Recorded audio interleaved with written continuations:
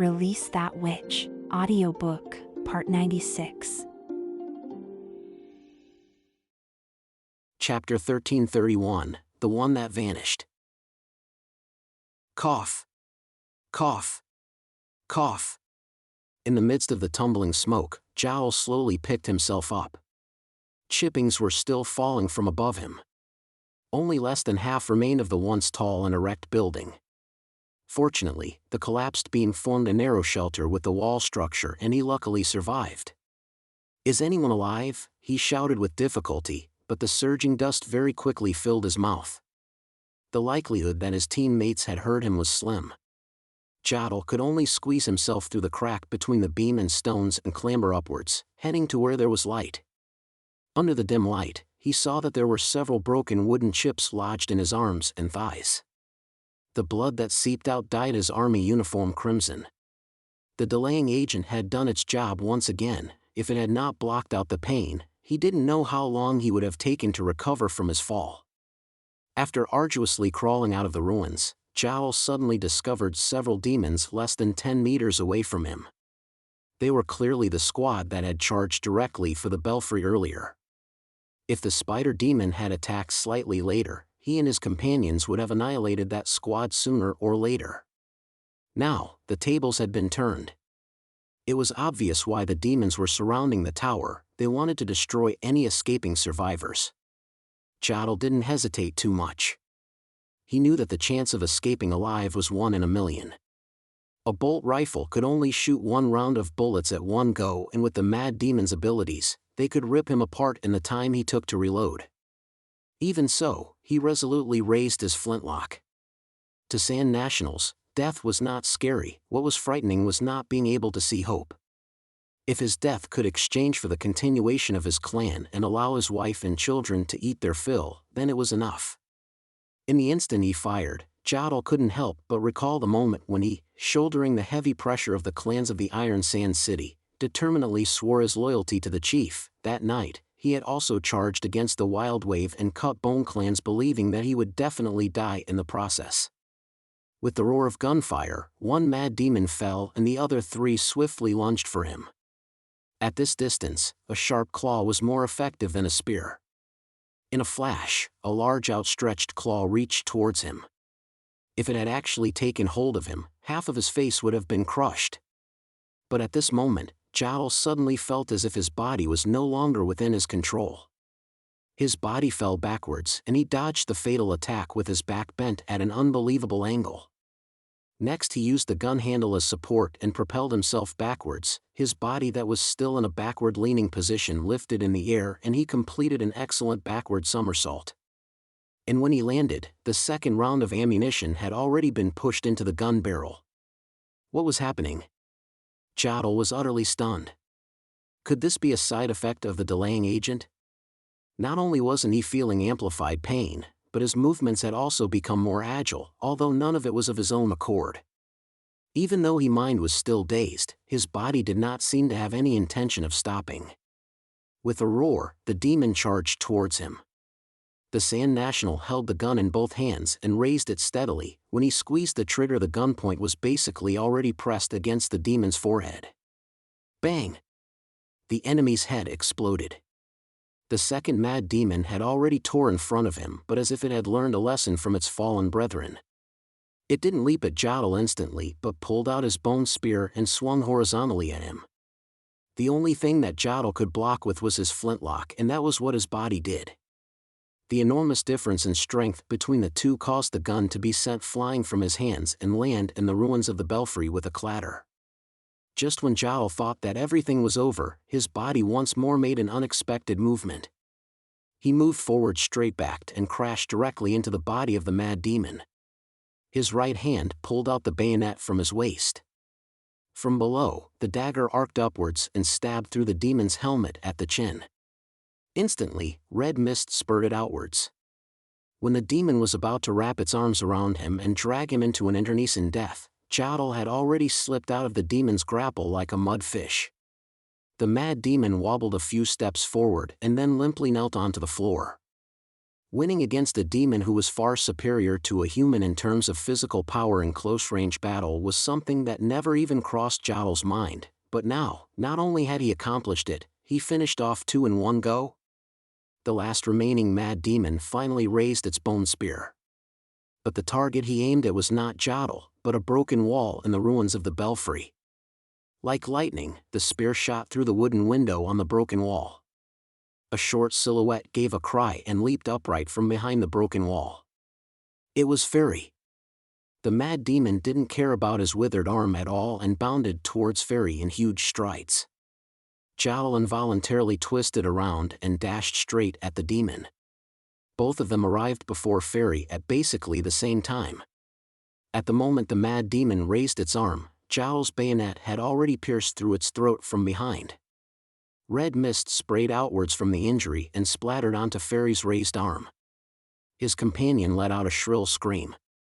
Zhao realized in shock that he had regained control of his body. "Don't tell me you're..." Looking at Fairy's rapidly rotting arm, realization dawned on him instantly. "Why are you here?"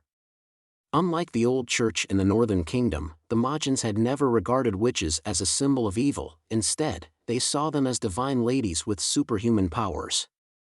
Because there was an extremely small number of them, clans that had a divine lady could usually be potential candidates for taking control of the Iron Sand City. Zhao had once heard a rumor of a clan named the Sandstone Clan who, under the lead of a divine lady, followed the Queen of Clearwater in an expedition to the far north and never returned. That divine lady was called Kabbalah, and her ability was to be able to direct others to work for her. But they didn't get the rewards they deserved. Sandstone was unable to recover from the departure of a large numbers of strong young adults, and the women and children left behind on the edge of the southern region were annexed by other clans. It was only until the chief reenacted the laws and rules of the desert could the clan preserve their name. Outstanding combat skill, his uncontrolled body in the Majin background. After witnessing these unbelievable events, apart from the Sandstone Divine Lady he couldn't find any other explanation. But right now was clearly not the time to think deeply into it. He dug out a roll of bandages from the bag around his waist and bound Fairy's arm. Then he used his knife to scrape away the festered skin, heaved Fairy onto his shoulders, and ran in the direction of the permanent fortifications. "Don't tell anyone about this." His teammate's soft murmur came from behind his back. "But, I beg you," Fairy interrupted weakly. After Zhao hesitated for a long time he nodded slightly. "Okay, I won't say anything." Sounds of gunfire still rang ceaselessly around them, but the frequency had reduced greatly. He saw half the body of the spider demon which had invaded the city fly into the air from the fire of a cannon and become completely paralyzed. After he entered the inner region of the city, every so often someone would leap out from a concealed spot and cover their retreat alternatingly until they reached safety. When the figures of aerial knights appeared in the sky, Zhao knew that they had finally held off the demon's attack this time. Perhaps the next time they battle would be the last stand for the garrison. But at least until now, victory had been theirs. However, half an hour later, to Zhao's surprise, all the troops received a command to abandon Gust Castle and retreat through the western exit of Cage Mountain.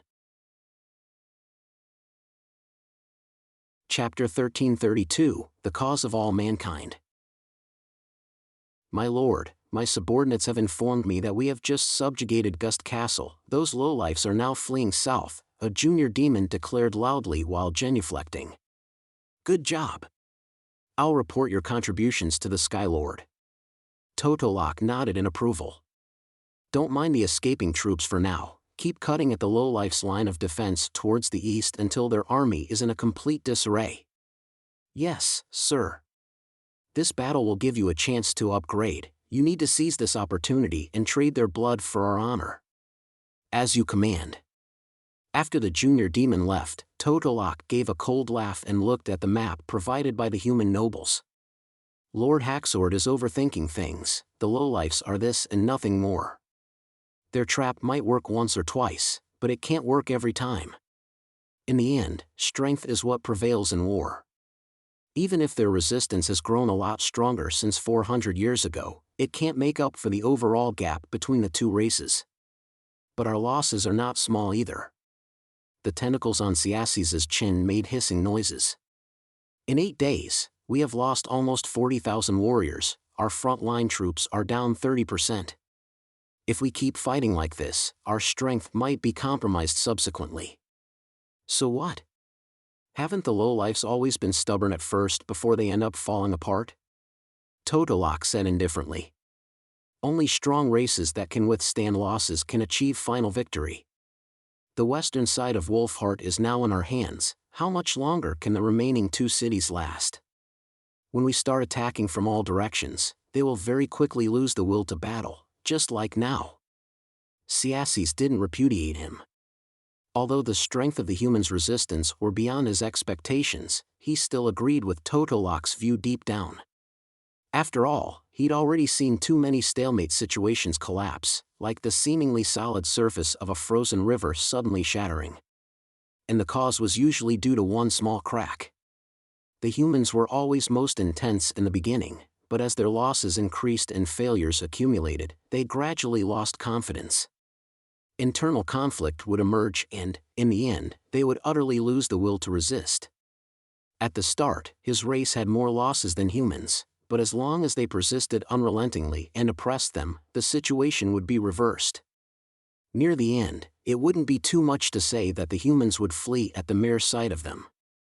This wasn't simply a problem of courage, but as Totolok said, the intrinsic gap between the 2 races. Humans needed plenty of rest, they needed to eat, to have warm beds and shelters to shield them from the wind, and all these conditions were difficult to satisfy in a war. He had once closely observed the humans. Right now, he didn't even need to take a look at their state with his own eyes to imagine how dire their situation was. By using the primal demons like expendables, his race had maintained days of relentless attacks. Adding on his race's advantage in numbers, it was basically impossible for the humans to get enough rest. Their mental state was likely on the brink of collapse, and having sufficient food and rest was impossible. These unfavorable conditions would gradually eat away at the humans' morale. The news regarding Metalstone Ridge and Gust Castle would spread through their army sooner or later. Under the combination of these 2 blows, how long could the Sand City and Sedimentation Bay last? Meanwhile, his race didn't need such things. Both food and rest could be solved by the red mist. The more cruel the war was, the clearer the advantage they had over the humans became. Unceasing concurred with Hacksword's opinion, but he firmly believed that the final victory belonged to the demon race. Humans, not lowlifes, had already performed well enough. I will bring the news of victory back with me to the Sky City and leave the subsequent attacks to you, Unceasing said. Don't underestimate the humans, use the power we currently have to capture the kingdom of Wolfheart. At times like this we shouldn't add any more pressure to our rear. Totolok spewed out a breath of hot gas. Relax, if our troops are not enough, I will fill in the blanks myself. After they retreated to a safe area, Jowl slept for over 10 hours. When he woke up, he felt as if his body was drained of energy and his stomach was protesting in pain.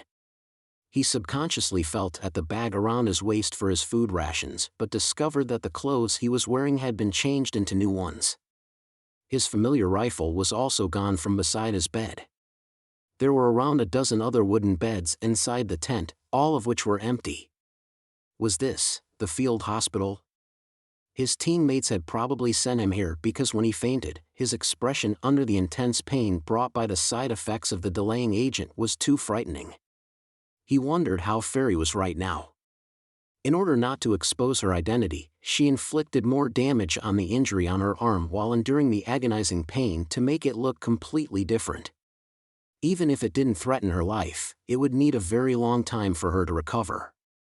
When he thought about how his battle partner, whom he lived and fought together with for over half a year, was actually a divine lady, Jowl felt his cheeks grow hot. He had not felt this way when he was retreating from the Gust Castle. But his agitation and nervousness was very quickly pushed away by his intense hunger. If he didn't eat something soon, he felt that he would faint again any time. Jowl slowly got up from the bed and dragged his feeble body in the direction of the tent's exit. To his surprise, just when he pulled apart the curtain, the strong aroma of meat filled his nostrils. The smell was so captivating it was like it came from the heavens. You've woken. A nurse very quickly noticed him. Didn't the higher-ups tell you? You can't eat delaying agents one after the other. If you had eaten one more, you probably wouldn't have seen the light of the day again. You're really hungry now, aren't you? I'll bring you to the canteen. After he followed the nurse and entered a huge tent, Jodl almost couldn't believe his eyes. 7 or 8 metal buckets filled with steaming food were lined up in a row along a long table. From steak to soup, it had it all. Everybody lined up in a queue and passed the long table one by one with containers in their hands. When over half of the food in a bucket had gone, someone would tip more inside. The food was unquestionably made on the spot by the services department. But isn't this too extravagant? As a past Majin hunter who often teamed up with other small clans to hunt, he naturally knew how hard it was to provide fresh food for an entire group of people, let alone in times of war. The First Army was clearly short on both men and ammunition. How could they waste their precious transportation equipment on things like this? Jodl couldn't help but voice his confusion, and the nurse chuckled. The food wasn't sent from Grey Castle, they came from the cities in the Kingdom of Dawn. And it wasn't the First Army caravans that transported them but the people you saved. The people we saved? Yeah. The tone of the nurse's voice was gentle and filled with warmth. Not only are there escapees from Everwinter among them, there are also refugees from Wolfheart. A number of them went to Neverwinter and the remaining wished to stay and do something to help in fending off the demons. They sent this food over here bit by pushing carts and even carrying it on their shoulders. Jodl was suddenly at a loss for words. He had undertaken evacuation jobs before and honestly, the refugees weren't very cooperative at the start. Often, there would be conflict among them. He had been secretly annoyed about it and even regarded them as incurable idiots. But now, it was precisely those fools that brought them hot and freshly cooked food. It's not only the ones who were saved, the nurse's tone sounded cheerful, the merchants in the Kingdom of Dawn have also stood on our side. Not only did they provide several horses, they even voluntarily lowered food prices, which is why everybody can enjoy fresh meat and vegetables here right now. She raised her head, looked at Jodl and smiled. Doesn't this prove that the battle we're fighting for all humankind is slowly being accepted by everyone? When I think of this, I feel invigorated. Chapter 1333, The Battlefield at the Rear. Fighting for all of humankind. Even though the chief had indeed said that this battle would determine the fate of humankind, the main reason that Jodl had joined the First Army was for his own clan. He had never given a single thought about gaining anything in return from others. It didn't matter whether or not they appreciated his efforts, he had to complete the job anyway. Although Jodl still thought the same way, when he recalled the nurse's smiling face and the taste of the fresh and hot food, he felt a strange surge of warmth inside his heart. Perhaps the things he was doing were more important than he imagined. After he finished a bountiful meal, Jodl returned to his squad. There were some new faces in the 9 Sand national groups that he served in. This was nothing new. The rear was continuously sending soldiers to the front line and, among them, there were veterans who departed later as well as new recruits. As the front line always incurred a certain loss after a battle, it was necessary to transfer and adjust numbers frequently. To his delight, he saw 2 of his companions who had been guarding with him at the belfry. I thought you had died over there and that only Fairy and I escaped. Jodl pulled them into a tight hug and patted their shoulders hard. We were lucky. When the belfry collapsed, we happened to be on the lookout on the bottom level and was able to avoid all the falling rocks, his comrade replied. It was you who shocked everyone, to think you would be unharmed even though you were up on the stairs. If we had known earlier, we wouldn't have left first. No, leaving as soon as possible was the right choice. Jodl shook his head. In situations like that, even if they could survive, they would have most likely encountered the demons that were heading for the belfry. If Kabbalah hadn't saved him, he wouldn't have escaped demons' encirclement. Unfortunately, the others weren't so lucky. In the end, only half of the 10-person squad survived. Even though Sand Nationals had been through far too many occasions of bidding farewell to their teammates and were accustomed to seeing death, he still couldn't help feeling sad inside. After all, after over half a year of grinding training and teamwork, they had formed a new type of relationship. This type of relationship was no less close-knit than his relationship with his friends and relatives among his clan. Even though he was overjoyed to see his surviving comrades, Zhao still felt somewhat puzzled. The importance of Gust Castle was obvious, even he understood this. It was the capture of Metalstone Ridge that had caused the two flanks of their line of defense to fall apart after all. Likewise, abandoning Gust Castle would transfer this pressure to the Sand City and Sedimentation Bay, causing them to be faced the same predicament. He had originally believed that the First Army would guard this city to the death, until it was completely swallowed by the demons. Of course, being able to come out alive deserved celebration, but he did not feel as elated as he had thought he would. If the entire First Army line was defeated, not only would all the deaths of his people become meaningless, his clan's hard-won hopes would be for naught. But as he had to abide by the responsibility of following orders and his trust in the chief, he didn't voice his questions in front of his two comrades. May the three gods accept their souls. May the three gods protect them in their afterlife.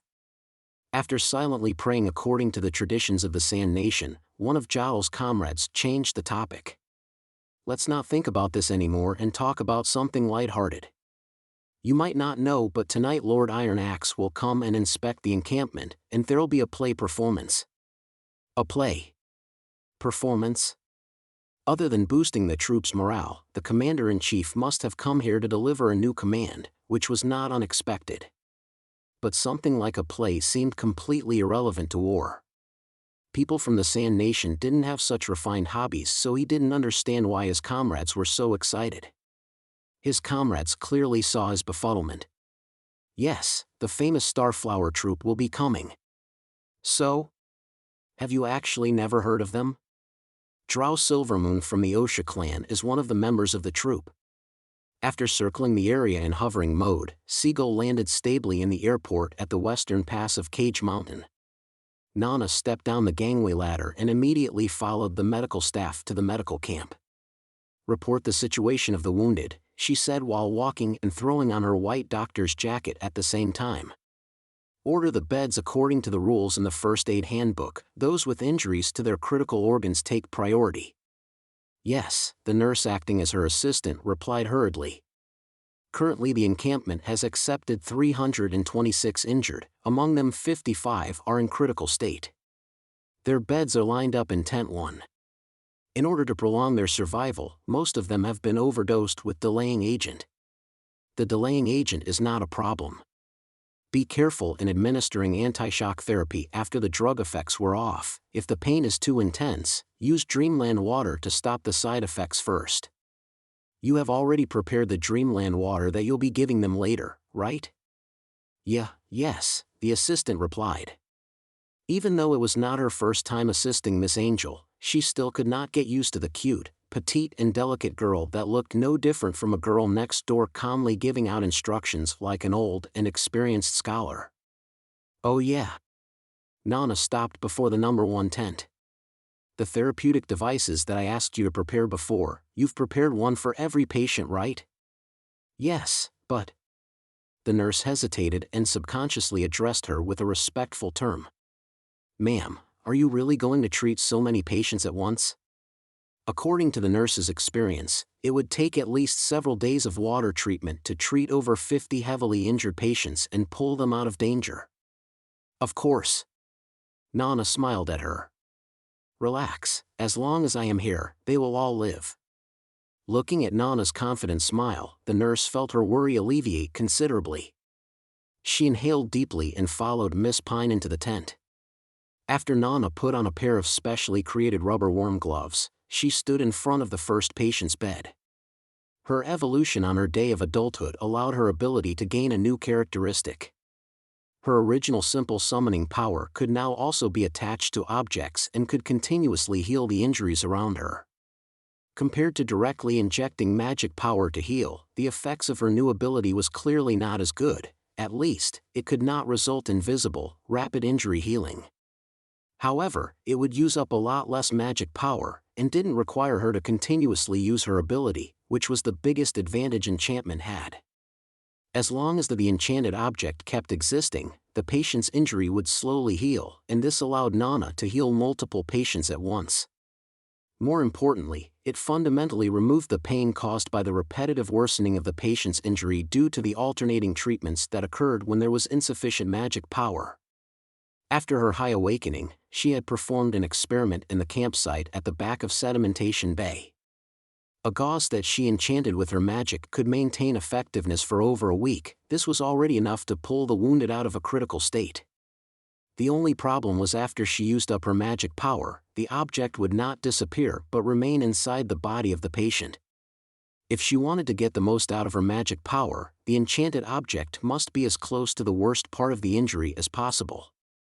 Thus, Nana looked at the medical resources in the dream world and decided to use the suture line for internal injuries and the gauze for external. She picked up a scalpel and skillfully cut open the bloody abdomen of the patient. She found the puncture in his gut pierced through by a bone spear and quickly sewed it together. The thin thread made from sheep intestines could be naturally absorbed by the body, and it wouldn't need to be extracted after recovery. It could be regarded as the perfect medical material. Of course, for hard injuries such as broken bones, the suture line would not work, but injuries like this would not endanger a patient's life immediately, and she could very much leave it up to the physicians and nurses. The development of Neverwinter's medical institution system had already progressed from emergency treatment at the beginning to a group of medical staff that could independently perform simple treatments. After the blood water has been drained, stitch up the wound. Next. Yes. Place a drainage strip at the wound and monitor the injury. Leave it to me. Amputate this leg first, we will think of something later. Understood. Under Nana Pine's instructions, the medical staff were all immersed in a tense yet organized medical treatments. At that moment the medical encampment became another bustling battlefield. Chapter 1334, The Only Compensation. When Kabbalah awoke, her arm had already been bound with thick gauze. She still felt a throbbing pain, but it was insignificant compared to when the red mist sprayed on her. This surprised her. The injury on her arm was not life-threatening, so it shouldn't have been treated immediately. It wouldn't have been strange if it was treated last or even left to recuperate by itself. After all, every squad had been repetitively reminded of the characteristics and importance of Angel's ability. She didn't think that people from the Sand Nation would receive special treatment either. If it was in a more critical condition, it would have been more probable. But if it wasn't because of Angel's ability, how could her injury heal so fast? Could it be that? She suddenly felt a hint of uneasiness. She needed to quickly leave where she was and return to the army encampment. Very right? A nurse noticed her movement, walked over, and looked at the name tag that hung on her bed. How do you feel? There's nothing serious now, I can return to the army at any time. She turned over and got down from bed and acted indignant. Many of my comrades have died in the demon's hands. I want to make them pay immediately. My condolences. The nurse nodded. But before then, you must first visit the main tent of the camp. Miss Nana Pine would like to see you. Kabbalah jolted. She wants to see me? But my injury is pretty much, I'm not sure of the reason either, but she told me specially to tell you to do so, the nurse said with a smile. The other soldiers wouldn't be able to see her even if they wanted to. Come with me. Kabbalah stared at the nurse's unguarded back. After a moment of hesitation, she followed after her. After passing through several checkpoints, she saw the fabled Angel. Simply from looking at her appearance, she certainly did fit the image that was rumored among the First Army. She was petite and cute, her skin fair with a ruddy complexion, and she had a pair of youthful eyes. She was obviously a daughter from a noble family, and it would be accurate to deduce that she hadn't experienced any hardship at all. Kabbalah thanked her luck, perhaps things were not as bad as she thought. You wanted to see me? Unfortunately, Nana Pine's first sentence shattered all of her hopes. I'm very curious. You're clearly a witch, why did you hide your identity and enter the First Army as a normal person? I don't really understand. Kabbalah replied unyieldingly. Did Jodl really report this to the higher-ups? Your injury. Nana pointed at her arm. Although there are many punctures, most of them were caused by a sharp weapon. A demon's claw cannot do this. I think the weapon is probably a dagger or a bayonet. Also, when I was cleaning the wound I discovered traces of erosion by red mist. It penetrates into the muscle under the skin and can even reach the bones. Only witches will suffer such an injury. Even if you deliberately marred your injury, you cannot falsify the corrosion. Kabbalah shut her mouth. Nana didn't learn about her identity from Jodl. Her reasons were logical and clear, leaving Kabbalah no space for any further lies. At first she had assumed that Nana was innocent and naive, thinking that she could perhaps fool her with words or pretending to be ignorant. Now she realized that her plan had been laughable. After a long time, she asked in a low voice, "You've seen witches being corroded by the red mist?" Nana curled her lip. "I'm one myself." Kabbalah was stunned. Everybody said that the red mist inflicts serious damage on witches, but nobody knows the way to cure it, so I could only experiment personally, the young lady said frankly. If one of my sisters really gets harmed by the red mist one day, yet I can't do anything about it, won't I regret it for the rest of my life? She paused. Luckily, as long as you don't breathe in large amounts of red mist or get sprayed in critical body parts like the head, you can still be saved within a short amount of time. So remember, next time you encounter something like this, the safest thing to do is to cut off your arm immediately. Kabbalah goggled at her speechlessly. Until now, she could not forget how excruciating the pain of the red mist's corrosion was. Usually, one would never want to experience it again after experiencing it once, yet, from the tone of Nana's voice, it seemed like she had undergone it several times. When she spoke of it, Nana's expression did not change at all. It was completely unfitting to her nascent and soft features. A greenhouse flower from a noble family? Stop kidding. She let out a long sigh. Now that she thought about it, although she was treated highly as a divine lady, she seemed to have never gotten the upper hand in negotiations, whether her opponent was the Queen of Clearwater or a young lady from the Northern Kingdom. My name is Kabbalah. I come from the Sandstone clan. Fairy is a fake name. Kabbalah gave up her struggle and confessed her past. At this point, it was impossible for her to stay in the First Army, and because she had once served the chief's mortal enemy, the third princess of Grey Castle, Garcia, it wouldn't be unexpected if she was seized and taken back to Neverwinter to undergo questioning.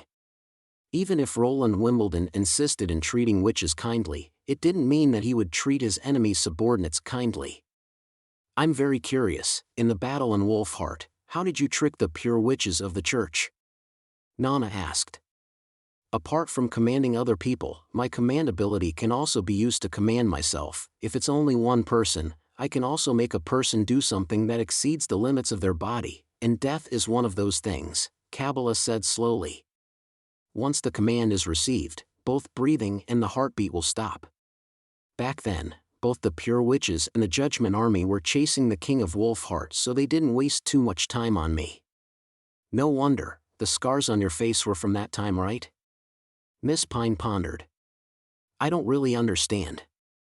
You mentioned that you entered the First Army for the remaining people of your clan, but why did you hide your identity and not even tell your clan that you're still alive? What can I say?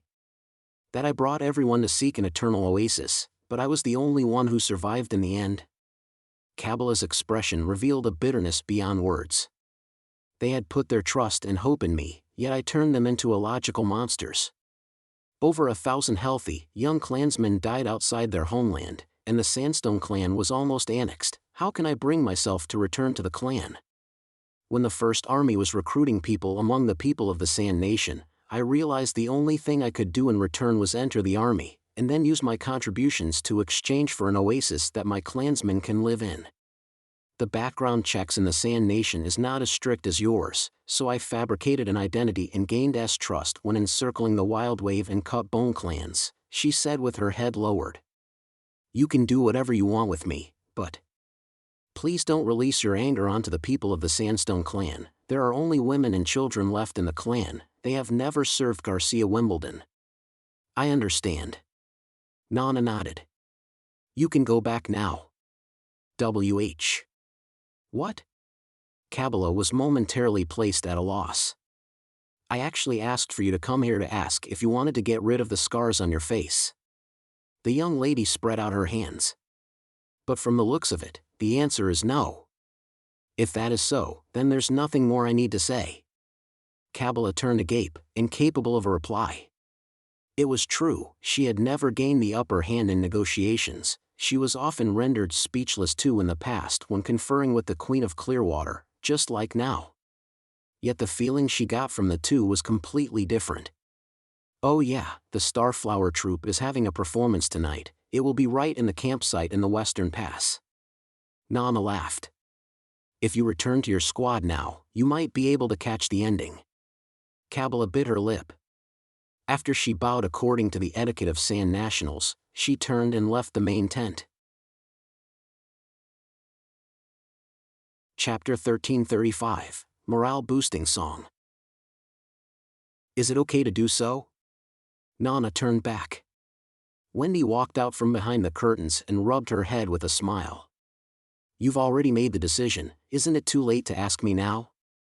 Because I don't know if I'm doing the right thing either, she said, pouting her lips. I'm not as smart as Sister Anna, who can do everything with complete confidence. There aren't many people like her to begin with, Wendy said gently. So just choose the answer you think you won't regret. Watching the young lady being absorbed in thought, Wendy couldn't help but feel wistful. She remembered the first time she saw Nana, when Nana was still a naive and innocent lass. Nana would chirp back at birds when she saw them and she would faint upon seeing blood. She couldn't even understand her own problems, let alone worry about others. In the short span of just a bit over 4 years, she had already learned how to look at a problem from another person's perspective and possessed her own subjective judgment. The speed of her growth was astonishing. In reality, she was not the only one. Lightning, Lorger, and even Mystery Moon had all changed significantly compared to before. It didn't matter if their choices were right or wrong, at least they dared to make the choice. This was probably a characteristic of the younger generation. Wendy revealed a faint, bitter smile. As for herself, she no longer had such courage. Kabbalah walked towards the place where the play was being held. She didn't need to be guided by the signs on the road, since the lights and excited cries of the crowd under the night sky made the best signpost. Her pace became faster and faster, which slowly broke out into a jog. She didn't know why, but she felt as if her body had become a lot lighter. In the past, she had never felt like that, eager to return to the First Army troops as soon as possible as she did now. She summoned her magic power and gave herself a tiny command, find Jodl in the crowd. Of course, she was doing this to find her squad faster. After all, he was the only person that could be certain had survived. Like an agile cat, she speedily maneuvered through the crowd, her eyes constantly taking in the environment around her and matching the scenes with the memories in her mind. After 15 minutes, Kabbalah saw a familiar figure. Almost at the same time, he also noticed her. Joe, thank goodness, you're okay. Before she could react, Jodl had already pulled her into a hug. Kabbalah froze. Usually, not only would she have pulled away ages ago, she would also have slapped him while she was at it. But looking at Jodl, who seemed even more emotional than she was, the hand she raised never did land a strike. However, after maintaining the position for less than a few breaths, Jodl reacted and panickingly released his arms, stuttering, sorry. I forgot your. I'm just too happy, I don't mean anything else. Kabbalah noticed 2 other familiar faces approaching them. It looked like they were not the only people who had survived the belfry's collapse. She used the hand she was originally going to slap with to pull the currently apologizing Jodl into her arms. If we were in the Iron Sand City, a philanderous action like what you just did towards a divine lady is enough for you to be dragged out and be fed to the scorpions. She leaned close to Jodl and whispered in his ear. But right now I'm not some divine lady, just a soldier from the Sand Nation, understand? If you are going to play the part you have to do it through and through. Don't let other people notice anything odd, otherwise, I definitely won't let you off easy. Yes, I understand. Jottle didn't dare to move a hair. Very good, don't forget this. Speaking of which, if I pull you in first, then you should be honored and will naturally not need to be fed to the scorpions. Kabbalah paused. Now, go and celebrate with your teammates. It's great that you were discharged so quickly. The wound on your arm isn't too serious, is it? As they were talking, the other two had already wrapped their hands around them and the group hugged each other, sharing their joy at still being alive. On the makeshift stage, the play was already nearing the end and applause that sounded like a rainstorm rippled throughout the crowd. Nobody noticed this little interlude among the 9 squads. At this moment, the first Army Commander-in-Chief, Iron Axe, stepped onto the stage. When he opened his mouth, the crowd very quickly quietened. I know that in the past 8 days, you have all been through hell-like ordeals. There has never been a battle this harsh in the past. This is because they are not doing this for territory, power, or riches. The demons only have one aim, and that is to wipe us out utterly. Other than that, they do not wish for any compensation. So the demons will not care whether we surrender or not. They will not care for their own losses, even if their casualty numbers far exceeds ours. They will definitely not stop their attack. Even so, you have resisted until now, and survived in this trial of hell. This is enough to prove that although the demons who are going all out are strong, there is a limit. They are not undefeatable like the legends describe. It can be said that the ordeals you have undergone over these 8 days are no less significant than the Battle of Tequila.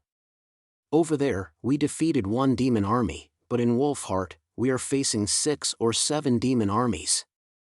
The enemy are coming at us in full force. They are everywhere, from the western mountain to the east coast. But even until now, we have not been destroyed. The crowd stirred. Iron Axe paused for a moment and then raised the tone of his voice a notch. That's right, in order to dodge the spearhead, I made the command to temporary retreat from Metalstone Ridge and Gust Castle. It might be like this in Sand City and Sedimentation Bay as well, but this is not failure, but an opportunity for a counterattack. I know what you are all worried about, but don't forget what I said before, this battle has nothing to do with territory or riches, the only goal is to annihilate the enemy. What we have abandoned are only cold stones and empty houses, but for this, the demons have sacrificed tens of thousands.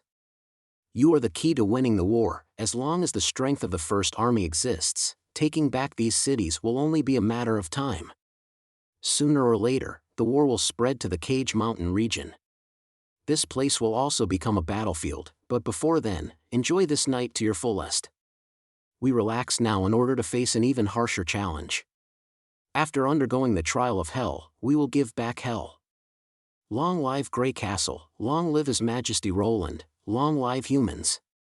After Iron Axe yelled out the conclusion to his speech, the camp followed with an uproar. Everybody repeated the same rally cry and the worry and questions in their hearts melted away. At this moment, an inspiring song started. Echo walked onto the middle of the stage, delivering the play's finale. During the stimulating song, a vision of their army sweeping across the demon's formation like a flood seemed to appear before Kabbalah's eyes. She knew this was a type of ability, but didn't deliberately resist against it. When she felt the sound of everyone's hearts combined as one, she thought that it wasn't too bad. Kabbalah glanced aside at Jottle who was cheering beside her and a thought emerged involuntarily in her mind. After the war ended and the Sandstone clan had a stable place to live, she would probably be forgiven by her clansmen, right? When that time came, she would seek out Miss Nana Pine to remove her scar.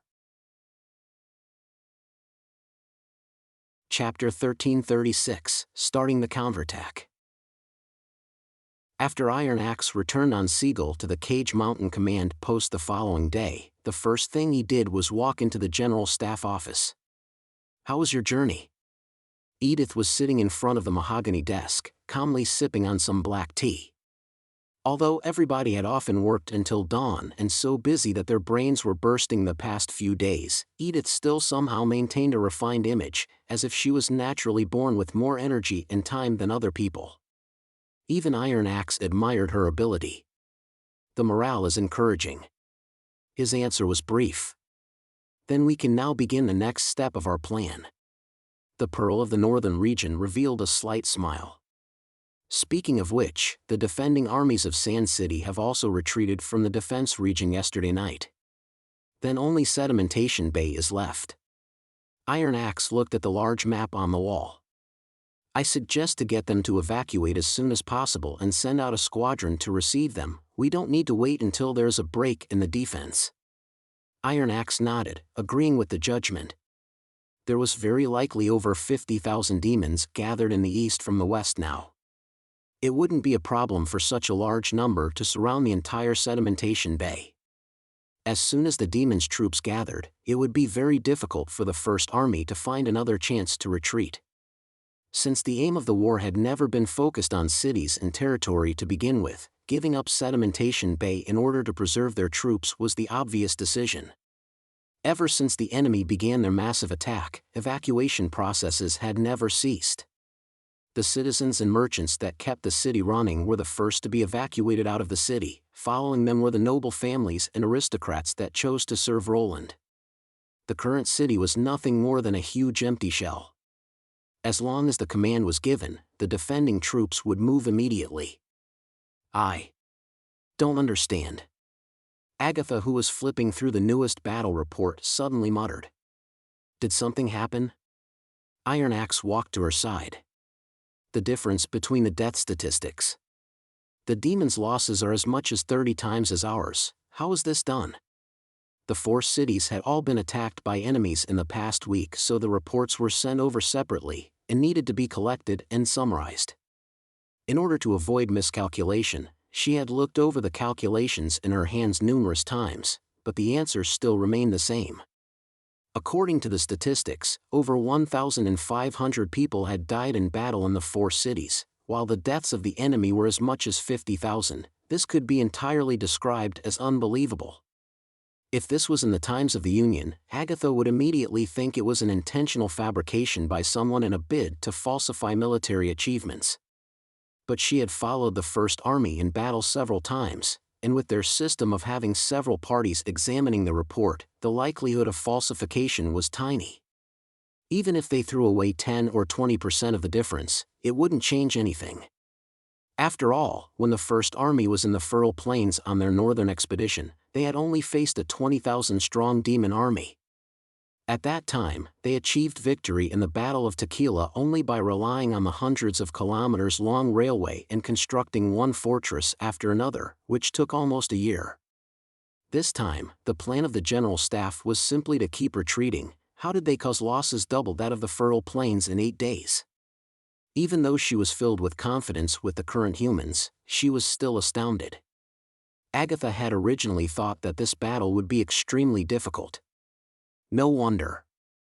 After looking at the Ice Witch's statistics, Edith chuckled. Honestly, the effects of this plan did surpass my expectations a little, but the credit can't all be given to the First Army. The demons' cooperation was also vital. The ambush on Hacksword probably left him with some serious injuries, causing him to have no energy to care about the details of the front line. Only for that reason? Agatha said disbelievingly. I know what you are confused about. Edith waved her hand. It looks like we got this result just after a few retreats, and our battle plan seems incredibly simple. But in reality, that is not the case. When you were in the Union, you usually stayed at the rear, so it's not strange that you don't understand. To put it simply, only the current First Army is able to execute this battle strategy. The First Army that journeyed far to the Tequila ruins can't either? At least, they wouldn't do better. The Pearl of the Northern region explained, the difference between retreating and being defeated is often as thin as paper. Just being able to maintain strict order under huge pressures is extremely difficult, let alone retreating orderly. If it had been those nobility's armies, I'm afraid that scattering apart upon command is the best that could be expected out of them.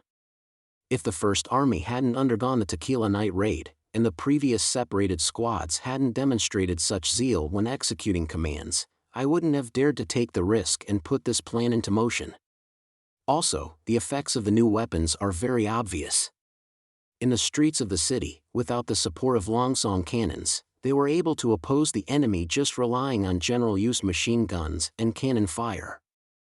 And the biggest advantage to these weapons is distance. As soon as the entire army can be moved, the advantage would be within our hands the whole time, and it would be logical to achieve such a result in this battle. Edith paused. But it is the truth that we have lost our peripheral defense line, so our next step is the key part to our entire plan. As soon as the demons seize all 4 cities, they will definitely start planning the next attack. Cage Mountain is both a protective screen and the production site for the raw materials for the glory of the sun, thus, we can't keep using the retreating tactic. We must take a step and decrease the enemy's strength before they recover. Red Mist. Agatha said in a low voice. Correct, these 4 cities are all outside of the Red Mist region and the demons' reliance on their supply lines will increase substantially. The reappearance of the Red Mist supply line is very likely. The battlefront is now basically stretched across the entire kingdom of Wolfheart. I don't believe they will be able to reach everywhere. Before the storage towers were constructed, the only thing that the demons could rely on were the obelisk-like fortress-like monstrous beasts and manpower for transportation, Iron Axe added. Before, the attacks they launched from the side flanks all started from the beasts, but according to Lightning's and Maggie's observations, their protection of the fortress-like monstrous beasts dramatically decreased after large numbers of mad demons perished. Also, when they were attacking the 4 cities, the support line of the main force was all hidden inside the Red Mist. Now, however, they will all be exposed under the eyes of the First Army. The problem is that this means we need to take the initiative to strike, Agatha said hesitantly. The fortress-like monstrous beasts can move around by themselves, and aren't really scared of the attacks of the aerial knights. We can only send out land troops in order to destroy them. But if we can see the enemy, then the enemy can see us as well. Even if the protection of the monstrous beasts decreases, they can send out last-minute reinforcements, adding on the journey to and back. We are very likely to lose the advantage of distance. If we were chased and caught by the demons in the entirely exposed battle of their encounter, even if the First Army could defeat the demons, their own losses would be severe. Thus, speed is key. Edith raised the corner of her mouth. All we have to do is complete our counterattack before the enemy has a chance to react. But how could they do this? Agatha looked at the map and tried to find a path from Cage Mountain to the 4 cities. There were quite a number of paths between the two, among them were trading paths as well as the hard roads that were constructed later for speeding up evacuation. They were spread around like a spiderweb in between the 4 cities and Cage Mountain. But these paths did not have the ability to decrease the distance. The First Army didn't have a cavalry troop. Even if they had large numbers of horses, it was doubtful whether they could catch up with the fortress-like monstrous beasts. What's more, there was a limited amount of weapons one could bring while riding, and this would not be enough for confronting those behemoths. Of course, it won't happen now. The Pearl of the Northern region seemed to notice her puzzlement. This plan still lacks a key element. Only when it is in the right place are all conditions fulfilled. According to the plan though, you will be able to see it very quickly. Chapter 1337, Road Transportation Line. 3 days later, the defending troops of Sedimentation Bay successfully evacuated the encirclement before the demons had regrouped. By now, 80% of the Kingdom of Wolfheart's territory had fallen into the demons' hands. The First Army had gathered in the Western Pass and Central Pass of Cage Mountain, which were the only 2 natural passages between the Kingdoms of Wolfheart and the Kingdom of Dawn. On the same day, the construction of the road that connected the north and south was finally finished, and the cement road that came from the 2 sides combined together in the middle of Cage Mountain. This meant that Neverwinter had a dedicated road that directly reached Wolfheart. When the first hump vehicles slowly appeared along the horizon, cries of surprise came from the surrounding crowd. What's that? They're like small mountains. They have wheels. I think they probably count as vehicles. Even the outer shell is cast with iron. How much would that have cost? If it were pulled by horses, perhaps even 10 horses might not be able to move it. Ignoramuses. Sweeping his gaze over his co-workers immersed in discussion, White revealed an expression of contempt. If even this astonished them, their eyeballs would probably fall out in shock if they saw the iron bird which could fly in the sky. He came here naturally to celebrate Greycastle's opening of this road, and like most coachmen, in order to get his hands on a good commission, ever since the demons attacked Wolfheart, he didn't dare to take a single step out of the region controlled by Greycastle. After all, being saved once by an iron bird was already a blessing from God. He didn't believe that his luck was so good that he could coincidentally encounter people from Greycastle every single time. The Rear Services transportation team created by the refugees had inspired White. Although the pay was not as good as the main transportation members, it was better because it was safe. What's more, no matter how skinny and weak his horse was, and no matter how old and run-down his caravan was, it was better than the handcarts of the refugees. But clearly, he was not the only one to notice this point. As the demons closed in further and more civilians evacuated, more coachmen went to the rear like him, and the original self-created team suddenly became a lot larger and stronger, to the point of beginning to become an industry itself. When he thought of this, White became even more annoyed. He was clearly the one who came first, yet, he had to compete for work with these young men. If Smarty was here, he probably would have already have monopolized the situation with his own transportation team. In just a while, those huge behemoths were already moving in front of everyone. Even though they looked heavy and awkward, they were not much slower than horses. Especially when the machine's figure was completely exposed, even White, who proclaimed to have seen many things, felt an overwhelming pressure. There was no other reason except the huge sizes of these vehicles. Just the wheels were half as tall as a person, and the thickness was thicker than a body. The periphery of the steel wheels was wrapped in a layer of pitch-black rubbery material, and when it pressed against the road it gave off a sense of indescribable stability. When he looked back at his own caravan that he had originally viewed as his treasure, White couldn't help but feel a sense of inferiority. When he gazed through the see-through glass window at the front of the large vehicle and met eyes with the coachman looking down at him inside, this feeling intensified. White couldn't help but wonder how many times his caravan had to transport goods to match the goods transported by this behemoth in one instance. It would probably number more than 10. According to the way Greycastle priced it, that would be 10 times his pay. They're announcing the commission, someone said, and everyone immediately stopped their discussions and rushed toward the inside of the encampment. Although the transportation power of these never-seen-before vehicles far surpassed carriages and handcarts, they still needed to rely on the latter to send the goods into the various encampments and mountain regions. White was no exception. But there was a thought in his mind that he couldn't get rid of. How good would it be if he could have a steel vehicle like that? Farina pulled the handbrake and jumped out of the driver's seat. She didn't expect that she would be returning to Wolfheart in such a manner. Even though she had made up her mind, she was a member of the church in the end. Even if she passed through the selections, the administrative office might not permit her venture to the front line. But nobody had reminded Farina that she was once a criminal. The routes the drivers took were purely dependent on skill. She learned all the tricks in driving the steam-powered truck in only a week and passed the final test with full marks. When she mentioned that she wanted to take up the transportation job on the path from the windswept ridge to the sparkling river, the officer responsible agreed immediately on the spot. It wasn't her first time passing this checkpoint. Although the scenery around her was still the same as she remembered, the overall appearance was completely different. There were several makeshift houses and tents near the checkpoint, and dark and hard paths could be seen everywhere. Roadblocks, towers, and metal wire fences separated the entire encampment into distinct regions, and in every region, several people could be seen bustling about.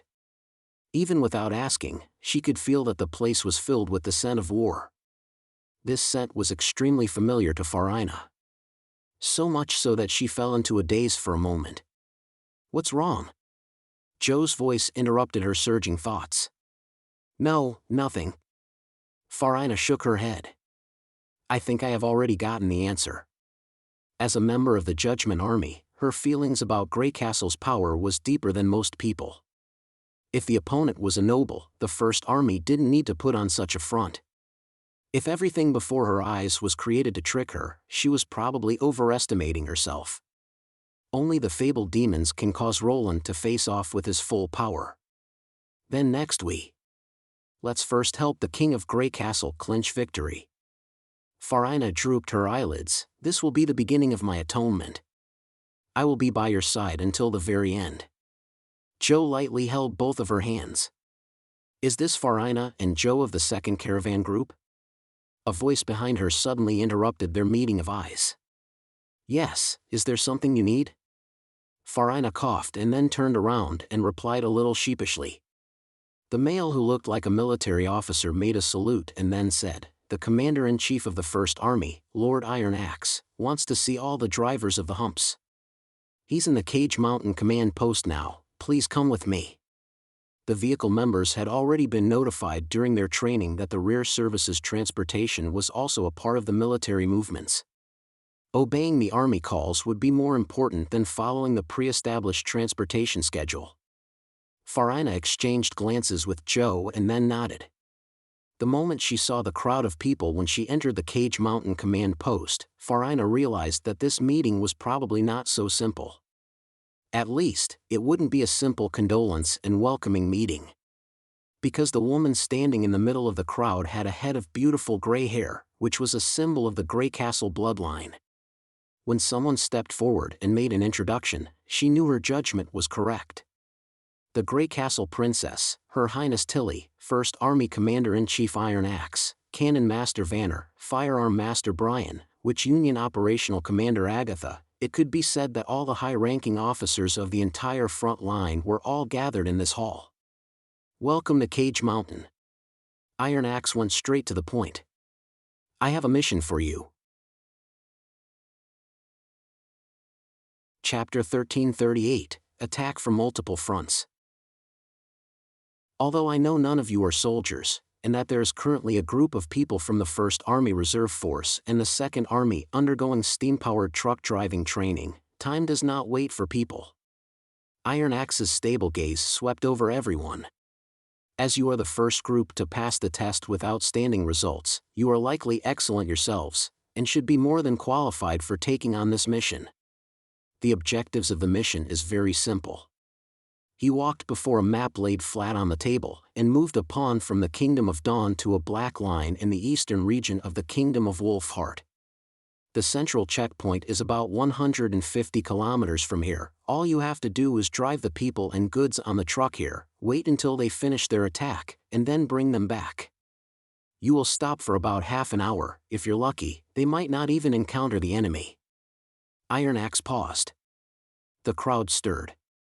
After all, his final sentence also meant that if they weren't lucky, they would encounter demons. After waiting for a moment, the commander-in-chief continued, of course, the First Army will still be the ones responsible for the fighting. All you have to do is concentrate on driving. 10 trucks in total have arrived at Cage Mountain. According to the plan, only 4 to 5 trucks are required for the job. Thus, we will select members through recruitment as per the tradition of the administrative office. For each return trip from the front line, the convoy will receive an additional remuneration of value that is triple their salary. This remuneration will be handed out by the First Army and is unrelated to the salary given out by the administrative office. Now then, those who are willing to undertake this job, please take a step forward. Farina took a step forward without hesitation. To her surprise, all the truck units chose to undertake the job, only that they did not make the decision as quickly as she did. Her original aim of coming was to go to the front line and see demons for herself. Because she was once a member of the Judgment Army, she was already used to going onto the battlefield, but the others were different, not taking their identities as drivers into account. Most of them were just free civilians from Neverwinter. They undeniably had great trust in the First Army to make such a decision. Iron Axe very quickly selected 5 vehicle units according to who stepped out first. The number 2 vehicle unit that Farina was in was also selected. We'll leave them to you. The commander-in-chief looked at Vanner. After sunrise tomorrow, the battle officially begins. I keep feeling uneasy, Agatha said in a low voice after all the drivers had left the command post. The number of people setting out is small, yet they would need to have the perfect cooperation of the entire army. Most of the drivers are also normal city folk, and only had less than a day to practice. Isn't it too hasty to make such arrangements? At least she now knew what the Pearl of the Northern region meant by ultra-fast. Just by looking at the schedule, there certainly was an extremely high chance that their plan would succeed. The simple hard road that they had repaired previously from migration had now become the foundation of their counterattack. Even if its width, thickness and construction quality couldn't compare with the construction of main roads, it was far better than the gravel or dirt paths. If they took a step further and limited the load on the trucks, the vehicles could go very fast. And in the 200-kilometer return trip, the cube-powered truck's average speed was far higher than any cavalry, even if the rider ignored the expense of the horses and alternated between 2 horses as they traveled, they would still take 2 days. On the other hand, the trucks would be able to do it in 6 to 8 hours, and they could carry the heavy equipment needed by the counterattack unit. The only problem was that not only did they need to hide First Army soldiers in it, they also involved normal non-combat civilians, and something unexpected could happen. This battle certainly does harbor more unpredictability, but this is insignificant when you take the benefits into account, Edith said frankly. The demons can reallocate the fortress like monstrous beasts at any time. Compared to continuing to wait for the right time, it is better to take advantage of the present. I think the enemies wouldn't expect humans to launch a sudden counterattack less than a day after they lost Sedimentation Bay. The most likely result of failure is returning without accomplishing what we wanted, while success will cause the following movements of the demons to suffer a constant setback. The right choice is clear. Moreover, war is full of unpredictability itself. Sometimes a plan that looks utterly safe can be broken apart upon a tiny coincidence. She smiled. So, let's pray to the goddess of luck to stand on our side. There was light wind and snow at 7 o'clock the following morning. Under the dull and gray sky, 5 steam-powered trucks lined up in a long line and slowly drove out of the silent campsite toward the east. Different to when they were transporting goods, a grayish-white cloth covered the trucks' trunks. From afar, they looked like moving mounds of snow. Among them, 2 trucks were dragging 152mm long-song cannons. The long black barrel blended into the truck, and only if one went closer would they notice the faint cool light refracted outwards from the hydraulic buffer. 2 hours later, 25 biplanes rose into the sky from the Thorntown landing field, and under the lead of Siegel headed towards the target battlefield. Unlike their normal battles, the aerial knights didn't choose the lower skies where it was easier to locate the enemy, but entered the clouds from the very beginning, flying through the gaps of the clouds. This meant that they lost a large portion of their view, and apart from a compass, the only thing they were guided by was the figure of Siegel, which occasionally disappeared and reappeared among the clouds. Once a biplane was lost, it would be basically impossible to find the group again. In order to avoid getting lost, everybody paid full attention, and apart from the roar of the engine, there wasn't the sound of a single conversation within the passenger compartment. At the same time, Lightning and Maggie appeared in the sky above the battlefield and searched for potential scouting demons. 2 hours and 15 minutes after the mission began, the first accident occurred in the convoy. Because of the poor road conditions, the number 4 truck unit broke down when crossing a ditch.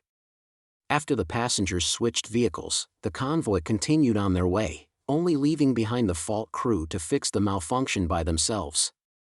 Half an hour later, an accident also happened to the aerial knights. When flying above a layer of clouds, 2 biplanes lost sight of the planes in front of them, and could only change direction and return according to the instructions that were given before they set off. In the return journey afterwards, they all had no choice but to leave the clouds. Fortunately, everything went well afterwards. After 3 hours and 6 minutes, the steam-powered truck convoy was the first to reach the destination. My God, Farina. Joe leaned forward and muttered. Ah, I see it. Farina stopped the truck stably and calmly stared to the side of the driver's compartment. Through the windshield, she saw a scaffold that looked like a skeleton erected on the mountain top in the distance. From her view it was only a third of the size of her fingertip, but when taking the distance into account, she could imagine what an enormous monstrosity it actually was. Dense crimson mist enshrouded the skeleton, almost covering the entire mountain peak, starkly contrasting with the snow scenery around it. That was certainly not something created by man. Just by looking at it, she could feel a something cold rising in her stomach. Farina involuntarily squeezed the steering wheel. Without question, demons had already entered their world. Chapter 1339, Furious Flames of Counterattack. Everybody get out of the trucks, now! Move as we practiced. Quick, quick! The yelling from the cargo hold from truck snapped Farina to her senses. Let's help too, she said to Joe. She pushed open the door and jumped out of the driver's seat.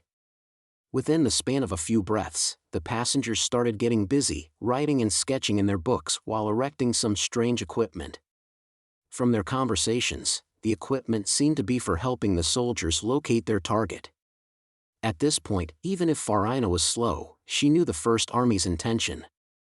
They were planning on bombarding the enemy that was kilometers away.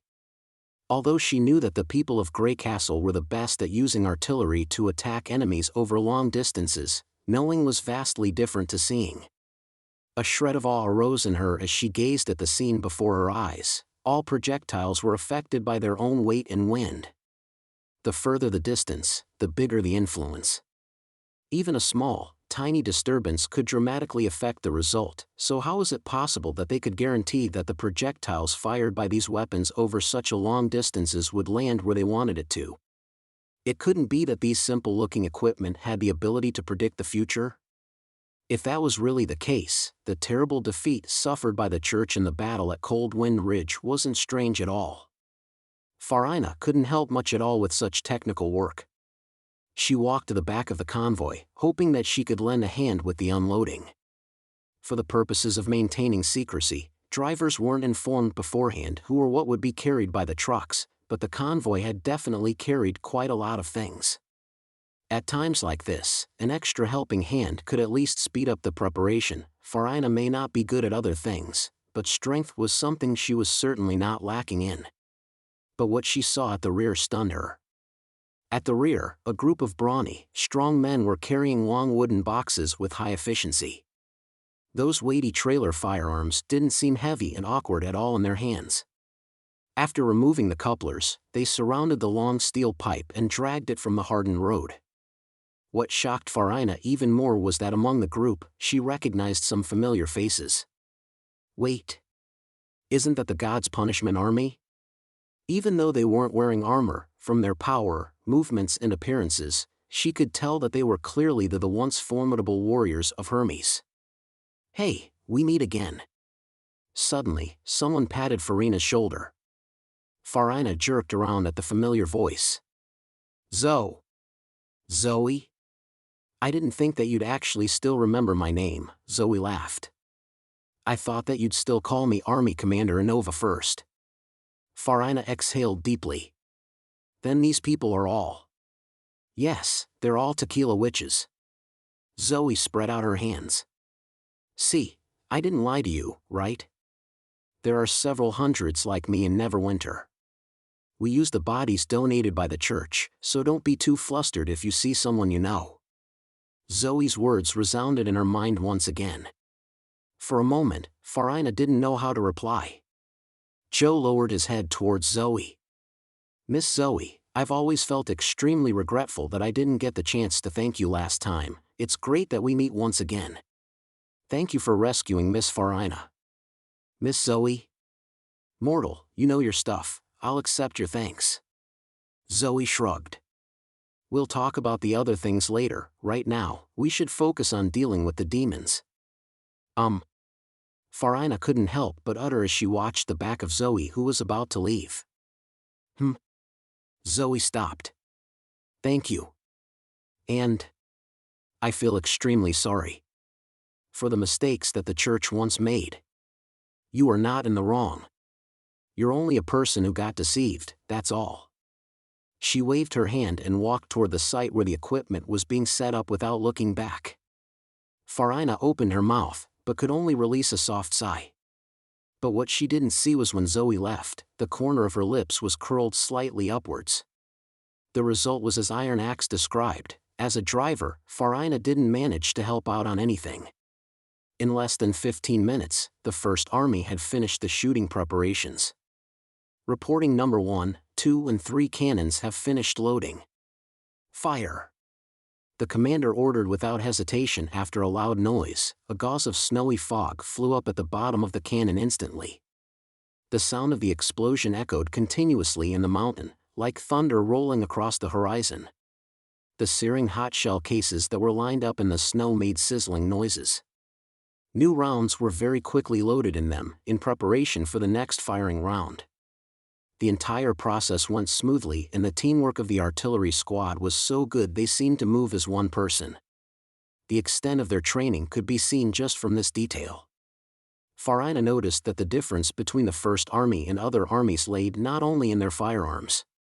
After about 30 seconds, she finally saw a column of snow rise and the mountain peak in the distance. The ground forces have begun firing. Sylvie saw it everything from on top of Seagull. After flying through a long projectile trajectory, the 3 rounds of artillery fire all landed near the fortress-like monstrous beasts, with the closest one being less than 300 meters away. The sudden explosion threw the station demons around them into a disarray. Some devil beasts flapped their wings and flew into the sky. After she informed the cannon commander of the trajectory adjustment information, Sylvie placed all of her attention onto the enemy's movements. How did the demons react? Tilly asked. There are no traces of the main target moving. Currently only a small number of devil beasts have risen to the sky. It shouldn't be too long before they discover the truck convoy. Our luck's not bad. Andrea whistled. Indeed, their luck was not bad. Sylvie nodded her head indiscernibly. According to the plan set by the General Staff, the counterattack unit had already prepared themselves to keep firing despite the scouting demons' attempts to stop them if they were discovered before the approach of the fortress-like monstrous beasts. The plan was based on the experiences accumulated during the battle with the demon vanguard army on the fertile plains. If the enemy had been Ursruk, 20 to 15 kilometers away would already be counted as a dangerous region. Although they just experienced a major battle, the majority of the forces were all sent to Sedimentation Bay. But as an extremely important moving obelisk, there were still many monsters and guarding soldiers stationed near the fortress. But their security perimeter wasn't completely impermeable. No devil beast had flown over this region for an extended period of time.